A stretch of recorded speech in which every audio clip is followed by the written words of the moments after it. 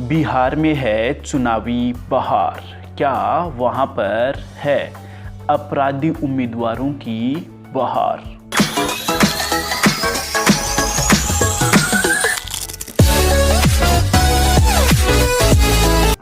बिहार में हो रहे विधानसभा चुनाव में क्या वहां की जनता यानी बिहार की जनता के पास में पर्याप्त रूप में साफ सुथरी छवि वाले उम्मीदवार मौजूद हैं जिनको वो चुनकर विधानसभा में भेज सके। आज हम आपको बताएंगे कि कितने जो उम्मीदवार है वहाँ पर वो अपराधी प्रवृत्ति वाले या अपराधी छवि वाले हैं। अगर हम बिहार के पहले फेज़ की यानी पहले चरण की बात करें तो बिहार में पहले चरण की जो वोटिंग है वो हो चुकी है। अगर पहले चरण के उम्मीदवारों में हम देखें तो पहले चरण में कुल 1066 उम्मीदवार थे और इनमें अगर हम देखें तो 30.76% यानी 328 जो उम्मीदवार हैं उन पर आपराधिक केस दर्ज हैं और इनमें 244 सीरियस केस हैं। अगर इसमें के बाद में हम दूसरा चरण देखें यानी दूसरे फेज़ में देखें तो दूसरे फेज़ में जो टोटल उम्मीदवार हैं वह है 1463 उम्मीदवार और इनमें 34.31% जो उम्मीदवार हैं जो कैंडिडेट हैं वह अपराधी छवि यानी उन पर कोई न कोई केस दर्ज है।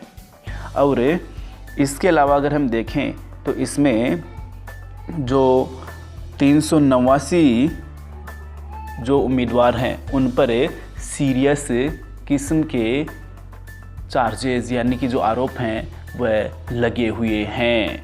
यहाँ पर अगर हमें टोटल कुल मिलाकर देखें तो पहले और दूसरे फेज़ के जो उम्मीदवार हैं उनमें कुल मिलाकर 830 ऐसे उम्मीदवार हैं जिन पर आपराधिक केस चल रहे हैं या आपराधिक केस दर्ज। इनमें अगर हम देखें तो सबसे ज़्यादा जो आपराधिक प्रवृत्ति वाले उम्मीदवार हैं वो है राष्ट्रीय जनता दल यानी राजद। इसके 66 उम्मीदवारों पर आपराधिक केस दर्ज हैं। इसमें देखें तो जो अनंत कुमार सिंह हैं उसके ऊपर 38 केस दर्ज हैं और इन उम्मीदवारों में से 78 उम्मीदवारों पर महिलाओं के खिलाफ अपराध दर्ज है।